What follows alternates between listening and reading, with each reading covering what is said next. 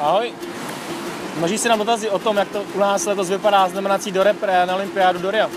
Já se na to teďka během chvilky pokusím vysvětlit a myslím, že to spolu zvládneme. První část, která už je za náma, bylo mistrovství světa loni v Londýně, kde bylo možné získat bonusové body.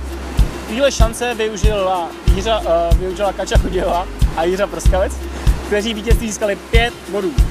Po jednom bodu si připsala Štěpán Kelgertová a Ondra Tunka. Těmto závodníkům se tyto bonusové body počítají celou dobu v nominaci, ať už půjde jenom o repre, anebo i o olympiádu. Druhou částí bude tzv. Domácí nominace, která je každý rok stejná. 4 závody během 2 víkendů. Letos to bude 16. a 17. dubna na umělé dráze ve Veltrusech a o týden později 23. a 24. tady v Troji. Z těchto 4 závodů závodníci získávají body za vítězství 11, za druhé místo 9 a pak po bodu až do 10. místa, který získá 1 bod.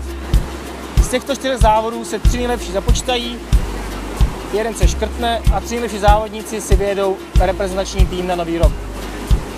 Následně se vypraví na mistrovství Evropy, které je ta třetí část, je to takzvaný 5. závod, nominace na olympiádu. A zde si ty čeští závodníci pouze mezi sebou rozdají o další body. Pouze 3 místa, první, druhé, třetí místo, to znamená 11, 9 a 8 bodů. Z těchto 5 finálových závodů se 4 započítávají, jakékoliv, jeden nejhorší se škrtne, připočtou se bonusové body znovu a kdo prostě bude mít nejvíc bodů, frčí do Ria.